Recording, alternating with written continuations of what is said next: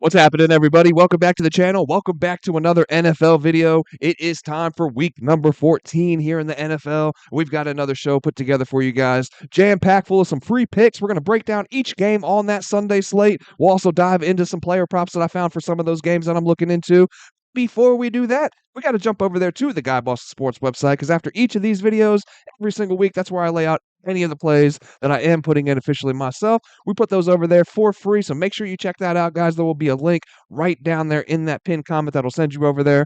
Let's go ahead and jump over there and recap our plays from last week. Let's see what we put in then and how that ended up going down. And man, we have ourselves another good week on week 13, back-to-back profitable weeks, really profitable weeks, man. 18-5 over the last 2 weeks we've gone. 8-1 last week, right, man? We took the Texans plus 3.5. That was a cash. Jonathan Taylor under 87.5 rushing yards. That one hit as well. Devin Neal over 32.5 rushing yards was a cash. Tajay Spears over 2.5 receptions, another cash. Cam Ward over 199.5 passing yards. That was our only X on the day. Tyrone Williams over 69.5 rushing yards did hit at plus money, and that was our plus money cash out. So we'll be giving away a little bit of money here today. We took the Bills laying 2.5 points. That one hit. James Cook over 79.5 rushing yards. That one hit. Buccaneers laying 2.5 points. That one cashed as well. So like I said, 8-1 on the day. We went 11-3 as a whole for Thanksgiving week. That was just Sunday slate there. We did have a video out for the Bengals and the Ravens game. We also did the Black Friday game as well. So 11-3 overall last week. 7-2 the week prior to that. Like I said, 18-5 over these last 2 weeks, man. We're sitting at 74, 43, and 2 on the season, up 16 units. And having a great NFL season. I'm loving every single minute of it. Let's keep stacking up on those units, man. Let's have ourselves another great week. And real quick, guys, before we get into this week's action, the winner of the plus money cash out is going to be Impatient67. Make sure you hit me up, man. You can find my contact over there on the website with the final plays there. Either hit me up on my IG or send me an email, man. That way I can get that money sent out to you. Congratulations on being the winner this week. Guys, there's nothing else to do but to smash that like button down there. Hit subscribe if you have not already, man, because like I said, we have 16 units. Having a great season over here in the NFL. And it's not just me. Ev, Tassos, Quotes, they are all dropping plays every single day. Whether you're looking for football, basketball, baseball when it's back in action, man, we've got you covered. So guys, let's go ahead and get into the action, man. 1 p.m. is going to be our kickoff time today. No more overseas games, thank goodness, because I like to sleep in on Sunday. Come on, NFL. Seattle taking on Atlanta. Seattle continues to roll, man, right? They're 9-3 now, both straight up and against the spread. They've won 6 of their last 7. They come into this one off of a 26-0 shutout of the Vikings last week. And the Falcons, they've dropped 6 of their last 7. They've covered just twice over their last 7 games. 4-8 straight up on the year, 5-6-1 to the number. But as a dog this season, keep in mind, they have gone 4-1-1. Thing with that is, Seattle has been made a favorite of at least 7.5 now, 4 times this season. They've covered in 3 of those 4 games. So they're used to these larger spreads, man, and typically they've come out on top. They're going to come into this one first for total DVOA in the NFL, 8th offensively and 1st defensively. It's a really good team, man, on both sides of the ball, and we've talked about that much throughout the the media, right? It's kind of they're the quiet team over there in the NFC that just keeps chugging along. They're solid on both sides of the ball, but the defense in this matchup is what makes me want to lay the points with the Seahawks. It's what makes the most sense to me, man. They're first in pressure frequency, 4th for sacks, 2nd for both QB hurries and hits. They're only blitzing 28% of the time, though, man, over their last 6 games, and this just frees up their secondary. It frees up their linebackers. Seattle can drop extra players in the coverage. They can focus on clogging up the opponent's rushing lanes. So this defense is just really, really elite, man. And like I said, being able to get pressure like that without having to blitz really plays into all of that. And the Falcons' numbers, they look decent over their last 3 games, right? Looking at them, but you got to consider who they've played. They've had a much softer schedule, facing the Panthers, who have been, it's been a much improved Panthers team, but they're still a middle of the pack team, right? Still hovering around 500 for much of the year. And then the Saints and the Jets were the other 2 games in that 3-game span. So Seattle's just too much for them, in my opinion, right? This is they're a tier way above the 3 teams that I just mentioned there. So for me, the Seahawks in this one, we can get them laying 6.5, man. It was a 7.5. I see that number coming down, so I like that a lot. The Seattle laying 6.5. That's where I'm going to go with this one here. Next up, we're going to be looking at the Indianapolis Colts. They're taking on the Jacksonville Jaguars. This one in Jacksonville now. After a 7-1 start, Indianapolis finds themselves tied with these Jaguars at 8-4. They're in a fight for a division, man, that seemed like theirs to lose in the earlier stages of the season. Now, I was always, I was skeptical of the Colts early in the year, and I kept fading them, and they kept burning me, right? But this is what I expected to see from them. I expected to see that, you have this every year where you have those teams that come out hot, right? They jump out to a, 6-1, 7-1, 8-2, stuff like that, and then they just kind of start going downhill. You know what I mean? Or they like kind of finish out the season. They still make the playoffs, and then they're a first round exit. So kind of get that feeling with Indianapolis. I think it was kind of fool's gold at the beginning of the year, and we're starting to see the flaws be exposed in this team. Now, they could only get 16 points up last week. Now, that was against a really tough Texans defense, sure. But prior to that, losses to struggling Pittsburgh and Kansas City teams, right? That sandwiched a come from behind 6-point win over a struggling Falcons team. So, Indianapolis not playing the best ball here over the last 4 weeks or so, man. You got Daniel Jones playing hurt on top of it all, right? A fractured fibula. I think, obviously that's going to play into the offensive struggles that they've had. And when you can shut down the passing game, then you can really start focusing in on one of the best backs in the league, Jonathan Taylor. And then that really just hurts this whole offense as a whole, man. It's been evident, right? They've only put up, 21 points per game over their last 4 games, and they've had 8 turnovers in that span as well. Now they're heading to Jacksonville to take on a Jaguar team that has reeled off 3 straight wins, 4 in their last 5 games. They've gone 4-2, both straight up and against the spread at home this season, while the Colts are 3-2 to the number on the road. They're just 2-3 straight up. Trevor Lawrence and this Jaguars passing attack, it really hasn't blown anybody away this year, right, man? They're just 21st on the year and 18th over their last 3 as far as passing yards per game are concerned. But the Colts are just 27th in their last 3 games, dead last on the road this year for passing yards allowed. And in the last 3, they haven't fared much better on the ground either, man. 25th for rushing yards allowed per game. Now, on the other end, Jacksonville has been pretty stout defensively in the last 3 games. First for points allowed, 8th for passing yards allowed, first for rushing yards allowed per game, second for rushing yards allowed per carry. They're coming in first over their last 3 for defensive red zone touchdown percentage as well. So, with this Colts offense struggling the way that it has been coming into this one, Daniel Jones compromised with injury as well, man. I'm going to lean with the Jaguars here on the side, but I wouldn't mind looking at an under in this one either, man. That total sitting up a lot higher than I would expect it to be with, like I said, with the struggles of the Colts offense, with the Jaguars defense playing the way that it is. The Jaguars offense hasn't been blowing anybody away this season either, so I like the Jaguars on the side. I like an under in this game as well.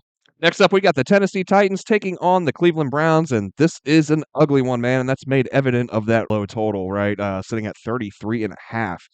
It's insane, man. Now, for me, looking at this game, it is pretty simple, though, right? The Browns defense will be by far and away the best unit on the field in this one. And at home this season, they've been even better on the year, man. They're 6th for points given up per game when playing at home, just 16 points per game. They're 10th for rushing yards allowed per game, 4th for rushing yards given up per carry, and they're 1st in terms of passing yards allowed per game. 4th for defensive red zone touchdown percentage, 5th for defensive turnover rate. They're just a whole nother beast, man, when they play in Cleveland. It's a good defense no matter what, right? But at home, they are elite. And this Titans offense has had its share of struggles throughout the season, man. Even with the improved play that we've seen from Cam Ward as the season has gone on, last week was a dud, man. And this is a tough challenge here for him, right? This is going to be a hard spot to bounce back in. He's bringing in an offense that ranks just, 30th for total DVOA offensively, 29th in the run game, 31st through the air. Browns are coming into this 3rd for total defensive DVOA, 5th defending the pass, 2nd against the run. Tennessee was just blown out last week by the Jaguars. 6 of their 11 losses have been by at least 14 points this season. Cam has struggled passing against man coverage as well, man, and he hasn't been great under pressure. Cleveland's running man at the 3rd highest rate in the league. They're getting pressure on the quarterback at the 2nd highest frequency. So I like the Browns in this one, man. And next up, we've got the Cincinnati Bengals taking on the Buffalo Bills, man. And here we go again with the Bengals, right? They're coming into this one sitting at 4-8 after pulling off the 5th largest upset in Thanksgiving history. I was all over the Ravens in this one and got smoked by my own boys, man. They beat the Ravens as 7-point dogs, and now they got to win outright to have a shot at winning the division and making the playoffs. Like I said, here we go again. Same scenario as last season. Now, Burrow made his return after missing the previous 9 games, and man, he looked a lot more solid than I expected, man. There was a little bit of rust to shake off early, but as the game went on in the second half particular, man, he was pretty lights out, as he put it. And I agree with him, man. In games that the Bengals have been made dogs with Burrow under center, Cincinnati has gone 20-11 to the number in those.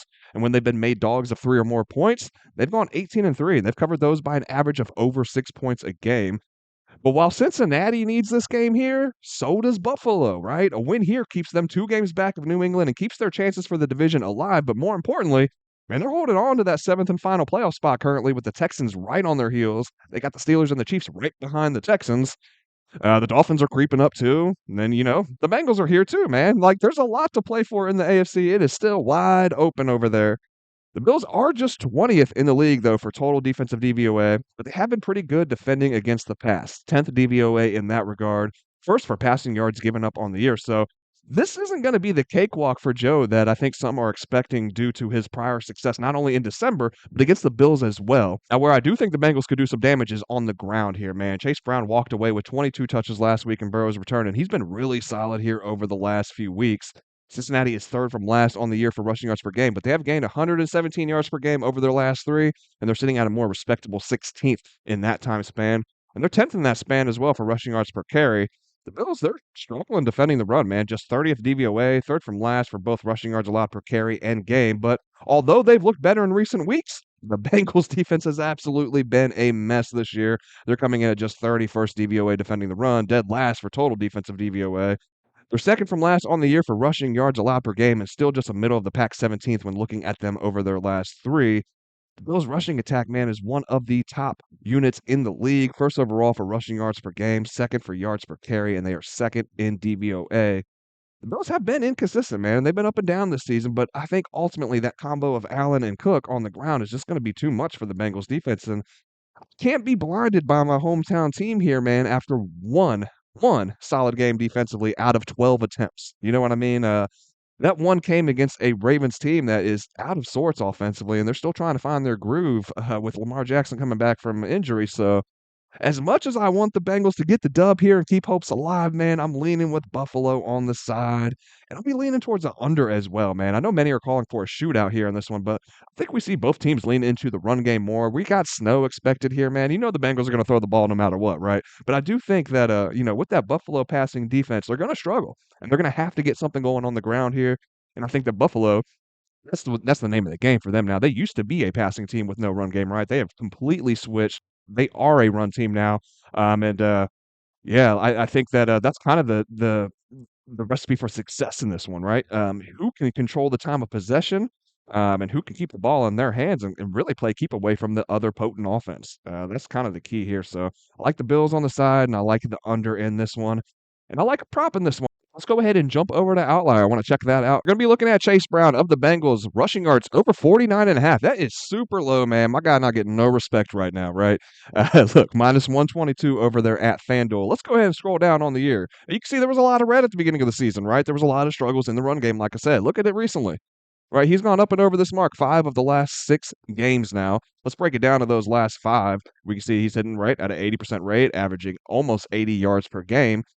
So we definitely like to see that, right? And the rush attempts have been there, man. You know what I mean? It's not like they dropped tremendously from 19 to 15 with Burrow's return. So, like I said, I do think with the snow as well, and this Buffalo rushing defense sitting all the way down at 30th, I think that the Bengals lean into the run game a little bit more than what we've come to see and come to expect from them. Against that running back position, they are still just third from last overall. So that's Chase Brown, over 49.5 rushing yards, minus 122 over there at FanDuel. Next up, we got the Washington Commanders taking on the Minnesota Vikings. And the Vikings have just really struggled as of late, right? Losers of 4 in a row, 6 of their last 7. They're just 4-8 on the year now. And at home, they are just 1-4, both straight up and against the spread. Commanders haven't fared much better, though. They sit at just 3-9 despite entering the year with some pretty big hopes, right? Injuries have obviously derailed this Washington team, though. And despite solid play from their defense, quarterback play has been the issue in Minnesota. The Vikings have been atrocious in the air for much of the season, man. But over their last 3, they're dead last for passing yards per game at just 99 yards per contest. It's absolutely ridiculous when you have the likes of Justin Jefferson over there, man. That's insane, right? The Commanders have lost 2 close games now in a row with a combined margin of defeat of just 4 points over those last 2 weeks. But they should see the return of Jaden Daniels to the field this week, and that would be huge, man, because while the Vikings offense has been in shambles, the defense has been one of the better units in the league. They've struggled giving up yards on the ground, but they've allowed the 5th fewest passing yards per game on the year, the fewest over the last 3 games. So I think the Commanders are going to be a popular choice here in Daniels' return, but I'm leaning towards the under here in this one more than anything else, man. I don't trust this Vikings offense, even against a pretty bad Commanders defense. I don't really trust this Commanders offense in Daniels' first game back against a tough Minnesota defense that gets pressure on the quarterback at the 11th highest frequency. and they're blitzing at the highest rate. So I think if anything in this one, I play an under. Next up, looking at the Miami Dolphins taking on the New York Jets. Miami's won three straight, four of their last five. They sit at 5-7 now straight up. They're still in the hunt as far as the playoffs are concerned. Jets aren't playing horrible ball though either, man. Despite that 3-9 record straight up on the year, they're 3-2 over their last five. And they've covered in all five of those games. And to that note, they've gone 8-4 to the number on the year. Look, man, the win over the Bills was impressive, sure, right, for the Dolphins, but I don't think they necessarily got it all figured out despite these recent wins with them coming by, just 3 over the Commanders and then by 4 versus the Saints after that, impressive Buffalo win. That's a divisional game as well too, and I've talked about that all season, right, man? You can have a team come in that's 1-10 facing a team in their division that's 10-1, and they just know each other so well that that 1-10 team might come away with the win. It doesn't mean that they're all of a sudden a better team. Yeah, man, it's just a divisional matchup. It's just how this thing goes. So I'm not buying into the Dolphins right now, man. And Tua has had his struggles as well in cold weather. This Jets defense plays in man coverage as well at the highest rate in the league. Tua sees his numbers dip across the board throwing against man coverage. So I'm going to lean with the Jets catching the points here in this one. And I also don't mind looking at Tua and his passing yards under, man. Let's go ahead and jump over to Outlier and check that one out. And guys, again, this is Outlier. Don't forget there is a link down there in the description if you have not gone on the Outlier yet, so you can try this out for yourself, man. If you click that link, you'll get yourself a free 7-day trial to try this out and see what it's all about for yourself, man. And such a great, useful tool, man. It's not just player props either, man. Keep in mind that you can go over everything on the entire slate as far as the money line spreads, totals, and you can click into these games and just really start breaking them down by player props, team props, game props, and this, that, and the other, right? It's going to give you so many different ways to look at it. But let's get back on track, man. We're looking at Tua here in this one, and his passing yards under 211.5, sitting at minus 113 over there at FanDuel on the season. He's hit under this rate at a 75% hit rate, man. 9 of the 12 games this year. He's only averaging 190 yards passing. Like I said, man, that Jets passing defense has not been bad at all. They're sitting at 10th in the NFL right now, giving up just under 200 yards per game. We look at this insight from Outlier as well. Tua has failed to exceed 210.5 passing yards in 8 straight games now when he's played against top 10 defenses. He's actually averaging just 170 passing yards per game in those games. So under 211.5 passing yards over there at DraftKings minus 113 odds. Next up, we got the Pittsburgh Steelers taking on the Baltimore Ravens. Pittsburgh just 2-5 now after starting the year 4-1. They've lost 2 straight coming into this road matchup against a division rival in Baltimore. Now, Ravens, they're coming off of a loss that snapped a 5-game win streak, an 18-point loss to the Bengals in which their offense could get very little going. And it's been the case for them over these last few weeks, right? Since Lamar Jackson's come back from injury, they've really struggled offensively to get things rolling. And the Ravens had a very uncharacteristic 5 turnovers in that game against the Bengals, man. They failed to cover now in 3 straight games. But this is another one, though, that just feels pretty simple to me looking at it, man. Rodgers is banged up for the Steelers, and that offense has not looked right all season. Lamar has had his struggles as well, right? But the Ravens did just get a mini bye, having played last Thursday, and they're still one of the best rushing teams in the league. 9th for yards per game on the ground over their last 3, 6th for yards per carry. Steelers are just 29th and 26th, defending each of those respectively over their last 3 games. So the struggles all around for the Pittsburgh squad. I think Baltimore gets it done. They do just enough to get by here, so I'll lean with Baltimore here on the side. I'm not sure that I like it at 6.5 points, though. You know what I mean? That's a lot of points here for 2 struggling teams. So I'm not sure that I like it there. I'm not sure that I get there, but I can't back Pittsburgh in this spot. I just can't, man. But I like a prop in this one as well. Let's go ahead and jump back over there to Outlier. We'll be looking at Derrick Henry rushing yards over 79.5. You can get that at minus 120 over there at FanDuel right now. In the course of the season, not hitting this at a huge rate, right? Only 33%. He's right there on his average, 77.58 over the course of this season. So almost there at that 79.5 where we need him to be, right? But here's the thing. This is why I'm looking at this one. We already talked about the Pittsburgh rushing defense over the last 3 games. Over the course of the season, hasn't been like elite. You know what I mean? It's not this great Pittsburgh defense that we have come to expect over the years. Just 17th over the course of the season for rushing yards allowed, 19th specifically to that running back position. And then head to head, Derrick Henry has had some success against these Steelers as of late, right? Just last season, 186 yards, 162 yards the game before that. So, while the numbers haven't been, blowing us away this season, I do think that he could get there in this one here, especially with the struggles that we've seen in the passing game so far with the Ravens over these last few weeks. So I like Derrick Henry to have a good game against the Steelers, over 79.5 rushing yards, minus 120 over there at FanDuel. Next up, looking at the New Orleans Saints taking on the Tampa Bay Buccaneers. Now, look, man, I've backed Tampa a lot this season, right? I've been a fan of Baker, man, and this team as a whole this year. They face a lot of adversity, man, with the amount of injuries that they've suffered, especially on the offensive side of things, literally losing just every key skill player that they got for some portion of the season. And they just still come out fighting each and every week, man. I really like that about them. There's some dogs over there, but 8.5 here feels like a lot to lay with them, man, even against a lowly Saints team. But the Saints have lost 4 of their last 5 on the road by at least 12 with an average margin of defeat of 20.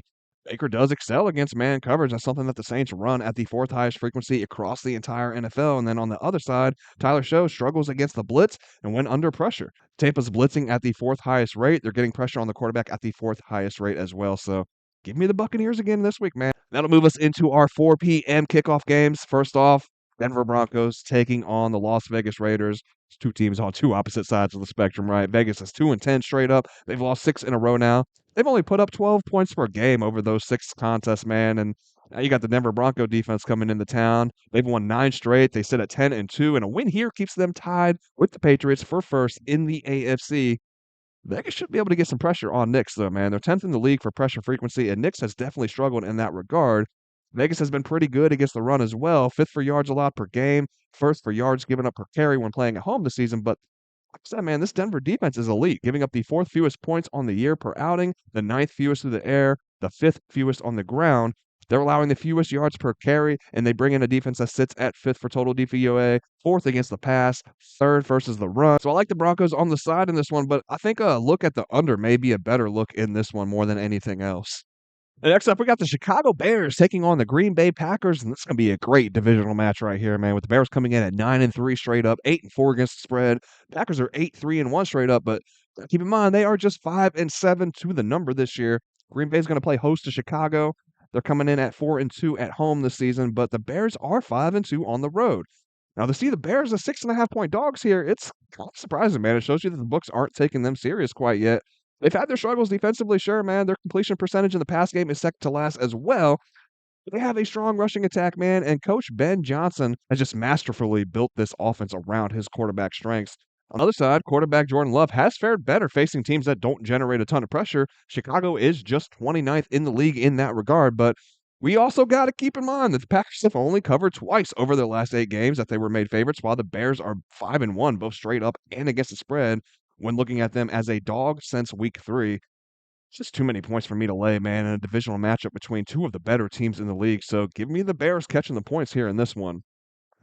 The next up, going to be looking at the Los Angeles Rams taking on the Arizona Cardinals. And this is another spot, man, this week for me that just feels pretty cut and dry. I feel like there's a lot of those on the slate this week, man. The Rams have been one of the best teams in the NFL, if not the best team for much of the season, right? They're playing a very balanced and complete brand of football on both sides of the ball.